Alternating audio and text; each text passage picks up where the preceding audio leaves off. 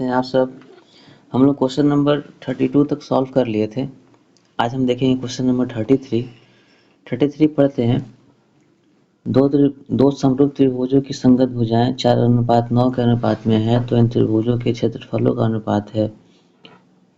एक रिजल्ट है, एक थ्योरम है कि अगर दो त्रिभुज समरूप होते हैं तो उनके क्षेत्रफलों का जो अनुपात होता है वो संगत भुजाओं के वर्ग के अनुपात के बराबर होता है। यहाँ देखें तो संगत भुजाओं का जो अनुपात दिया हुआ है वो दिया हुआ है आपका 4:9। तो इनका वर्ग क्या होगा? वर्ग होगा 4 का स्क्वायर 16 और 9 का हो जाएगा आपका 81। तो अनुपात क्या बनेगा? 16:81, जो आपका राइट आंसर है डी। मूव करते हैं नेक्स्ट क्वेश्चन पे।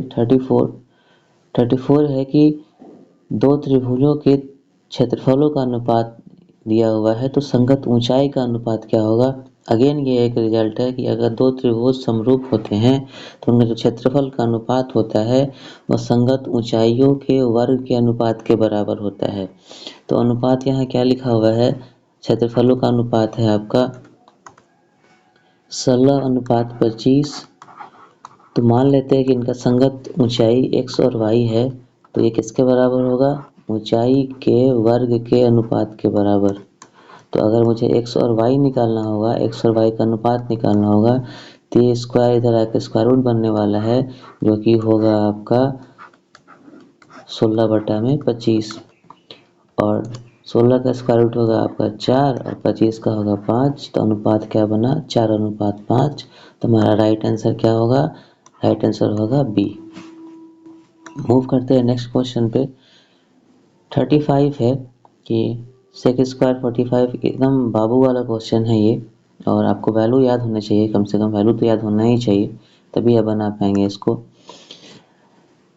सेक 45 का वैल्यू होता है √2, तो होगा आपका √2 का स्क्वायर होने वाला है यहाँ पे, प्लस ये होगा आपका कोसेक 45 भी √2 ही होता है, तो इसका भी होगा आपका स्क्वायर, और √2 का स्क्वायर 2 होता है, और 2 यहाँ भी, तो कितना होगा? इसका आंसर हो जाएगा 4। मूव करते हैं नेक्स्ट क्वेश्चन पे। नेक्स्ट क्वेश्चन दिया हुआ है 36 में कि PQ और XYZ में रेशियो दिया हुआ है साइड का, ये दोनों त्रिभुज समरूप होंगे यदि। हम लोग त्रिभुज बना के इस क्वेश्चन को और क्लियर करते हैं। पहला त्रिभुज है आपका PQR, ये हुआ P, ये Q और ये R। एक और ट्रायंगल जो कि समरूप है, इसके गिवन है ये तो, और ये आपका XYZ लिखा हुआ है। PQ और XY का रेशियो, बगल से ट्रेन पास हो रहा है, आप लोग ट्रेन का भी आनंद ले सकते हैं और मैथ का भी। PQ और XY का रेशियो है, अगेन PR और XZ का रेशियो है, और इनका रेशियो इक्वल है, तो त्रिभुज समरूप होंगे यदि। अगर आपको एक थ्योरम याद होगा SAS, इसको अलग अलग ही पढ़ना है, मिला के नहीं, मिला के पढ़ेंगे तो प्रकट हो जाएंगी वो। अब कौन प्रकट होंगी आप जरा कमेंट कीजिएगा। चलिए आगे बढ़ते हैं हम लोग। पूछा जा रहा है कि समरूप होंगे, थ्योरम क्या है? एक थ्योरम है SAS जिसमें अगर दो साइड का रेशियो और उनके बीच का एंगल सेम है तो वो त्रिभुज समरूप होते हैं। दो साइड आपको पता है, इनके बीच का एंगल आपको दिख रहा है कि ये होने वाला है P, यहाँ होने वाला है X। तो अगर P और X बराबर हो जाए तो समरूप हो जाए, यानी कि ऑप्शन क्या होगा हमारा? A, SAS थ्योरम से। मूव करते हैं नेक्स्ट क्वेश्चन पे।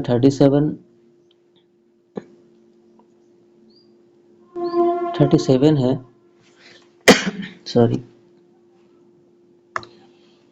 दो त्रिभुज ABC PQR के परिमाप दिया हुआ है, तो और PQ दिया हुआ है, AB पूछ रहा है। अगेन एक रिजल्ट है समरूप त्रिभुज का, कि अगर दो त्रिभुज समरूप है तो उनका जो परिमाप का अनुपात होता है वो संगत भुजाओं के अनुपात के बराबर होता है। तो यहाँ जो पैरामीटर का जो रेशियो होगा वो होगा 36, बाई में हो जाएगा 24, और यहाँ जो रेशियो बनने वाले, अगर PQ, यहाँ ध्यान देंगे कि PQ ट्रायंगल बाद में दिया हुआ है, तो नीचे में लिखेंगे PQ का वैल्यू, और इसमें जो PQ है वो कॉरस्पॉन्डिंग साइड है AB, यहाँ लिखेंगे हम AB। तो हो जाएगा आपका 36/24, आपको AB निकालना है और PQ का वैल्यू है 10। तो AB कितना होगा? AB होगा आपका 36 × 10/24। 12 से डिवाइड होगा, 12 2 = 24, 12 3 = 36 और होगा आपका ये 5, तो बचेगा आपका 15। तो हमारा राइट आंसर क्या है? 15। मूव करते हैं नेक्स्ट क्वेश्चन पर। 38 ट्रायंगल दिया हुआ है जो कि सिमिलर है और एंगल भी दिए हुए, एक एंगल पूछ रहा है। चलिए सॉल्व करते हैं इसको भी। देखिए ट्रायंगल ही पहले बना लेते हैं। एक ट्रायंगल है आपका ABC, ये रहा A, ये B, ये C, और एक ट्रायंगल है आपका जो सिमिलर है इसके, वो है आपका PQ और R। ध्यान दें यहाँ पे, तो A जो है कॉरस्पॉन्डिंग एंगल है P के जो कि सेम होगा, B है कॉरस्पॉन्डिंग Q के जो कि सेम होगा और C है कॉरस्पॉन्डिंग R के जो कि सेम होगा। A का वैल्यू 47, R का वैल्यू 73। तो पूछा जा रहा है कि B का वैल्यू कितना होगा, ये वाला को। अब जो C है वो R के इक्वल है, तो जो R होगा वही C होगा जो कि हो जाएगा 73। अगर हम देखें A और C मिलके कितने होने वाले हैं? 120। तो बचा कितना 180 में से? तो बचा 60। तो हमारा आंसर क्या होगा? 60। आते हैं क्वेश्चन नंबर 39 पर। थोड़ा इसको इरेज करते हैं, ये स्पेस यहाँ आ गया है।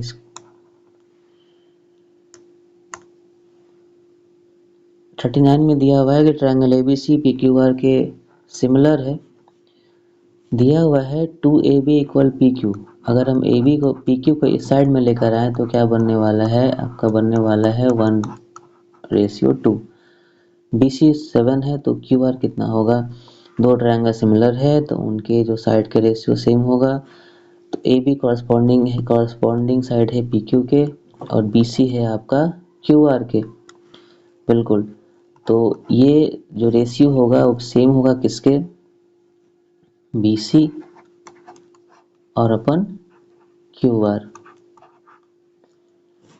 और ये 1/2 दिया हुआ है, BC का वैल्यू दिया हुआ है आपका 7 और QR पूछा जा रहा है। तो नेचुरली QR कितना होगा? क्रॉस मल्टीप्लाई करेंगे तो हो जाएगा आपका 14 सेंटीमीटर, जो कि हमारा राइट आंसर है कौन सा? C। क्वेश्चन नंबर 40 पर आते हैं। इसका 40 को फिगर पहले हम लोग बना के क्लियर करेंगे। एक ट्रायंगल ABC है, चलिए एक ट्रायंगल बनाते हैं ABC। ये A, ये B और ये C, और यहाँ से AD एक परपेंडिकुलर ड्रॉ किया गया है, कहाँ? BC पर। AD और BD का वैल्यू 8 है, यानी कि ये भी 8 है और ये भी 8 है। BC 23 है, यानी कि ये पूरा 23 है, उसमें 8 हो गया तो बचा कितना? 15। पूछा जा रहा है कि AC का वैल्यू कितना होगा। आपको पता है कि 8, 15 और 17 का बनता है ट्रिपलेट राइट एंगल ट्रायंगल में, जहाँ ये आपका हाइपोटेनस है। तो ये कितना हो जाएगा? उस हिसाब से हो जाएगा 17 सेंटीमीटर और ये होगा आंसर C। अगर आप चाहे तो आप यहाँ पे पाइथागोरस थ्योरम लगा के भी निकाल सकते हैं, आंसर सेम आएगा। टाइम मैनेज करना है तो यहाँ टाइम बचाएंगे। कुछ ट्रिपलेट बहुत इजी और फेमस हैं तो उसको हम लोग याद रखेंगे। क्वेश्चन नंबर 41 पर आते हैं। 41 अगेन ये एक तो आइडेंटिटी ही है, इसका नेचुरल आंसर होने वाला है 1। cosec square theta minus cot square theta 1। 42 पर आते हैं। किसी वृत्त की परिधि और उसके व्यास से 12 सेंटीमीटर अधिक है तो वृत्त की त्रिज्या पूछा जा रहा है। चलिए बनाते हैं इसको। परिधि यानी कि अगर सर्कमफ्रेंस को हम C माने और उनके व्यास और D माने, तो सर्कमफ्रेंस अधिक है व्यास से, तो सी माइनस डी कितना दिया हुआ है, 12 सेंटीमीटर दिया हुआ है। त्रिज्या पूछ रहा है। आपको पता है कि जो परिधि होता है वो 2 पाई आर के बराबर होता है और डायमीटर होता है 2r के बराबर, जो कि दिया हुआ है आपका 12। यहाँ से हम क्या कॉमन ले सकते हैं, यहाँ से 2 और r कॉमन ले सकते हैं, बचेगा आपका पाई माइनस 1। तो पाई के वैल्यू हो जाएगा 22/7 और यहाँ -1 इक्वल टू 12। तो 2r क्या होगा, ये हो जाएगा 12 इंटू 7, बाई में होगा आपको 22 माइनस 7 होगा तो हो जाएगा आपका 15। तो r कितना, पहले कैंसिलिंग कर लेते हैं, 3 4 जा 12, 3 5 जा 15। तो r कितना हुआ, r हुआ आपका 4 इंटू 7 बाई में 5 और नीचे आएगा 2। ये 2r था, नीचे आकर डिवाइड हो गया यहाँ पे, यानी हुआ आपका 28 बाई में 10। तो कितना होगा 2.8। अगर हम इसको चेंज करें डेसिमल में तो 2.8। मूव करते हैं नेक्स्ट क्वेश्चन पे। क्वेश्चन नंबर 43 है।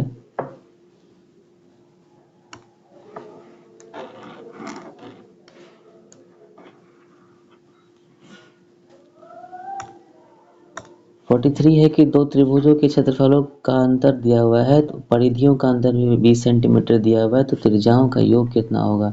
चलिए हम लोग लेते हैं फर्स्ट स्टेटमेंट को। लिखा हुआ है कि वृत्तों के क्षेत्रफलों का अंतर। मान लेते हैं पहला वृत्त की त्रिज्या r1 और दूसरे वृत्त की त्रिज्या r2।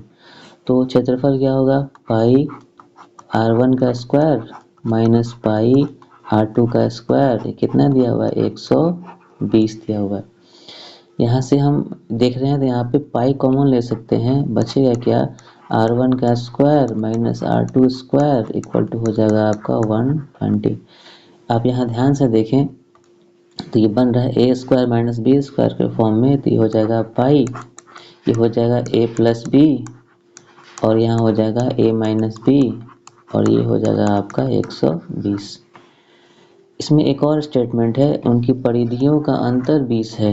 तो परिधि क्या हो जाएगा आपका 2 पाई आर होता है, तो पहले वाले के लिए हो जाएगा 2 पाई r1 माइनस 2 पाई r2, ये हो जाएगा आपका 20। तो यहाँ से हम क्या कॉमन ले सकते हैं, यहाँ से कॉमन ले सकते हैं 2 और पाई, बचेगा आपका r1 माइनस r2 इक्वल होगा आपका 20। अगर 2 यहाँ डिवाइड होगा तो क्या मिलेगा, पाई r1 माइनस r2, ये हो जाएगा आपका 10। 2 से डिवाइड कर दें। जरा इसको गौर से देखें हम लोग, पाई r1 माइनस r2 और इस इक्वेशन में भी वो चीज़ है, पाई यहाँ है, r1 माइनस r2 यहाँ है, इसका वैल्यू 10 पुट कर सकते हैं हम लोग। जैसे ही 10 पुट करेंगे तो क्या क्या बचेगा आपका, 10 इंटू r1 प्लस r2, जो कि वैल्यू है आपका 120 के बराबर। तो r1 प्लस r2 क्या हो जाएगा, ये हो जाएगा 12 के बराबर। ये हमारा राइट आंसर है। अब पूछा गया था कि त्रिज्याओं का योग, तो मिला है r1 प्लस r2 ही तो मिला है यहाँ पे। तो त्रिज्याओं का योग कितना है, 12 सेंटीमीटर। हमारा ऑप्शन क्या हो जाएगा, सी। चलिए मूव करते हैं नेक्स्ट क्वेश्चन पे। थोड़ा सा इरेज करेंगे, ये पार्ट इसमें भी आ गया है। चलिए हो गया काफी, थोड़ा सा इसको भी।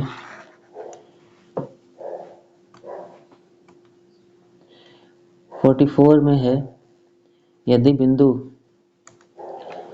4, P 1, 0 के बीच की दूरी 5 है तो P बराबर है। डिस्टेंस लगा देंगे फॉर्मूला। डिस्टेंस फॉर्मूला क्या है, रूट ओवर एक्स कोऑर्डिनेट का डिफरेंस, यानी कि 4 माइनस 1 का स्क्वायर हो जाएगा 3 का स्क्वायर 9, अब प्लस P माइनस 0 यानी कि P का स्क्वायर हो जाएगा आपका P स्क्वायर। ये दिया हुआ है आपका 5। अगर दोनों तरफ स्क्वायर करेंगे तो हो जाएगा 9 प्लस P स्क्वायर, ये हो जाएगा आपका 25। तो P स्क्वायर कितना होगा, ये हो जाएगा 25 माइनस 9 जो कि होगा 16। तो P कितना होगा, तो P होगा आपका प्लस माइनस रूट ओवर 16 जो कि होगा आपका प्लस माइनस 4। तो आंसर क्या होने वाला है आपका +-4 ऑप्शन ए। मूव करते हैं नेक्स्ट क्वेश्चन पर। इसको इरेज करना पड़ेगा, कर लेते हैं, कोई बड़ी बात नहीं है। चलिए इरेज हो गया। दो वृत्तों के क्षेत्रफलों का अनुपात यह है तो त्रिज्याओं का अनुपात क्या होगा। देखो बाबू एकदम सिंपल है, सीधे स्क्वायर रूट बना देंगे। 25 का स्क्वायर रूट 5 और 49 का हो जाएगा आपका 7। इसका आंसर होगा आपका सी। लेकिन ये हुआ कैसे, इसको एक्सप्लेन भी तो करना है। चलिए कर लेते एक्सप्लेन। इसे प्रैक्टिस करेंगे तो तुरंत टिक लगाने वाले क्वेश्चन है ये। मान लेते हैं पहले वाले का R1 त्रिज्या है तो इसका हो जाएगा पाई R1 स्क्वायर क्षेत्रफल, दूसरे वाले का हो जाएगा पाई R2 का स्क्वायर। और यहाँ आपका दिया हुआ है कि रेशियो है 25:49। पाई से पाई कैंसिल होगा और R1 + R2 दोनों पे स्क्वायर लगा हुआ है तो होल स्क्वायर तो कर ही सकते हैं।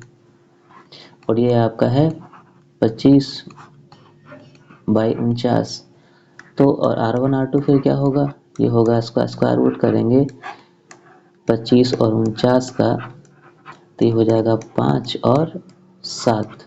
आंसर क्या आएगा 7। ऐसे क्वेश्चन में निकालना नहीं है, सीधे टिक मारना है क्योंकि इसका स्क्वायर रूट ही होने वाला है। आते हैं नेक्स्ट क्वेश्चन पे। 45 हो चुका है, हाँ 46 पे आते हैं। 46 है 5 सेंटीमीटर त्रिज्या वाले एक वृत्त। चलिए फिगर तो बनाना पड़ेगा, वृत्त का क्वेश्चन है, बना लेते हैं। एक वृत्त बनाते हैं, गोल है ना कि लंबगोल है, जो भी है ठीक है। 5 सेंटीमीटर त्रिज्या वाले एक वृत्त के बिंदु P से, P जो है वो वृत्त का ही पॉइंट है। चलिए यहाँ मान लेते हैं P है। सिर्फ 12 सेंटीमीटर लंबी स्पर्श रेखा PT खींची गई है। एक स्पर्श रेखा खींचते हैं यहाँ पे जो कि P पॉइंट ऑफ कांटेक्ट है आपका P, और T है और ये लिखा है 12 है। वृत्त का केंद्र O है, सेंटर O हो गया। तो पूछा जा रहा है कि OT की लंबाई कितनी है। OT अच्छा ठीक, हमसे पूछा जा रहा है ये लंबाई कितनी है। कोई नहीं, हमको पता है कि जो रेडियस होता है वो टेंजेंट पर परपेंडिकुलर होता है, त्रिज्या जो होता है वह स्पर्श रेखा पर लंब होती है। और त्रिज्या दिया हुआ है 5। यहाँ देखेंगे तो OPT जो है एक बना हुआ है राइट एंगल ट्रायंगल, उसमें पूछा जा रहा है हाइपोटेनस कितना होगा। ठीक है, तो निकाल लेते हैं। और आपको पता है निकालना क्या है, इसमें पता है ट्रिपलेट होता है किसका, 5, 12 और 13 का। और ध्यान रहे कि हाइपोटेनस ही होना चाहिए और ये हाइपोटेनस ही पूछा गया है। तो कितना आ गया इसका आंसर 13। और आपको अगर आपको संतुष्टि ना मिले तो आप पाइथागोरस लगा के देख लीजिएगा, 13 ही आएगा। मूव करते हैं नेक्स्ट क्वेश्चन पर। 47 है त्रिभुज दो वृत्तों की त्रिज्याओं का अनुपात 15:7 है तो उनके क्षेत्रफल का अनुपात क्या होगा। तो सिंपली स्क्वायर कर देंगे। अगर क्षेत्रफल दिया है और त्रिज्या पूछे तो स्क्वायर रूट, और त्रिज्या दिया है और क्षेत्रफल का अनुपात पूछे तो सीधा स्क्वायर करेंगे। 15 का स्क्वायर 225 और 7 का 49, तो इसका आंसर होगा सी। अगर आपको संतुष्टि ना मिले तो चलिए एक्सप्लेन कर लेते हैं। देखिए क्षेत्रफल का अनुपात क्या होगा, पाई R1 और पाई R2, क्योंकि पता है अगर हम मान लेते हैं कि पहले वाले का रेडियस R1 दूसरे वाले का R2 तो यही बनने वाला है अनुपात क्षेत्रफल का। पाई से पाई कैंसिल होगा तो बचेगा आपका R1/R2 और पूरे पे स्क्वायर, क्योंकि तो नीचे भी स्क्वायर था ऊपर भी स्क्वायर था।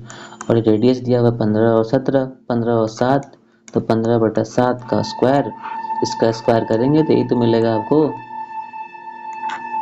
मिला संतुष्टि। बगल से ट्रेन पास हो रहा है उसका भी आनंद लीजिए, मैथ का भी आनंद लीजिए। क्वेश्चन नंबर 48, चलिए इसको सॉल्व करते हैं।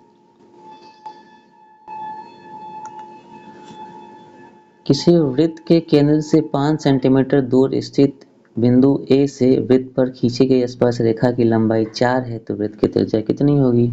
चलिए एक बनाते हैं यहाँ पे वृत्त, ये इसका हो गया केंद्र। वृत्त के केंद्र से 5 सेंटीमीटर दूर है, एक बिंदु 5 सेंटीमीटर दूर है, इससे समझ में आ रहा है ना। केंद्र को मान लेते हैं O, और यहाँ से एक बिंदु A है, ये 5 सेंटीमीटर दूर। वृत्त पर खींची गई स्पर्श रेखा की लंबाई 4 है, यहाँ से खींचा गया जो स्पर्श रेखा वो लंबाई कितना है, थोड़ा स्पर्श भी कराते हैं, यहाँ पे 4 है। तो वृत्त की त्रिज्या कितनी होगी ये पूछा जा रहा है आपसे। आपको पता है कि जो त्रिज्या होती है वह स्पर्श रेखा पर लंब होती है। अगेन 3, 4, 5 का ट्रिपलेट, जहाँ पर 5 एक हाइपोटेनस होना चाहिए और यह हाइपोटेनस है भी 90 के सामने। 4 है तो बचा क्या, 3। हमारा आंसर क्या होगा, 3। इसका ऑप्शन हो जाएगा ए। आते हैं क्वेश्चन नंबर 49 पर। पूछा जा रहा है, कितना आसान क्वेश्चन दिख रहा है 49, बाबू वाला क्वेश्चन है, अले अले करके बना देना इसको। साइन 90 का वैल्यू होता है 1, 1 का स्क्वायर कितना होगा 1, cos 0 होता है 1, 1 का स्क्वायर कितना होगा 1, ऐसा कितना आएगा 0। पहले इसी से वो करना है, जो जो आसान दिख रहा है पहले उसको टिक करके आगे निकलना है। क्वेश्चन नंबर 50, क्योंकि आपको 100 में 50 ही करने हैं ना। त्रिभुज PQR में QR को बिंदु S तक बढ़ाया गया। चलिए ठीक है, एक त्रिभुज बनाते हैं PQR, ये होगा P, ये होगा Q, ये होगा आपका R। QR को S तक बढ़ाया गया, यहाँ तक S हो गया, जिसमें PRS 120 है, PRS ये दिया हुआ है आपको 120, तथा PQR 60 है, PQR ये है आपका 60 है। तो QPR पूछ रहा है आपसे, ये पूछा जा रहा है। एकदम आसान क्वेश्चन है। आपको पता है कि जो एक्सटर्नल एंगल होता है वो इंटरनल एंगल के सम के बराबर होता है। तो इंटरनल एंगल में इसको छोड़ के, जो साथ वाला इसको छोड़ के, इन दोनों की दूर अंतःकोण, तो यहाँ पे होने वाला है क्या, P प्लस Q जो होगा वो 120 के बराबर होगा, और ये 60 है तो ये कितना होगा 60, तभी तो 120 आएगा। इसका आंसर कितना आने वाला है 60। अभी हम लोग क्वेश्चन नंबर 50 तक ही करेंगे, बाकी हम लोग आज ही करेंगे क्वेश्चन, बाकी और भी क्वेश्चन करेंगे हम लोग। आज इतना ही रखते हैं, तब तक आप अपना ध्यान रखें। अपना बोर्ड एग्जाम्स के डेट शीट भी आ गए हैं, 18 तारीख को मैथ है, 18 फरवरी को। तो अपना ध्यान रखिए, स्वास्थ्य का भी ख्याल रखना है और पढ़ाई भी करना है। तब तक के लिए बाय बाय।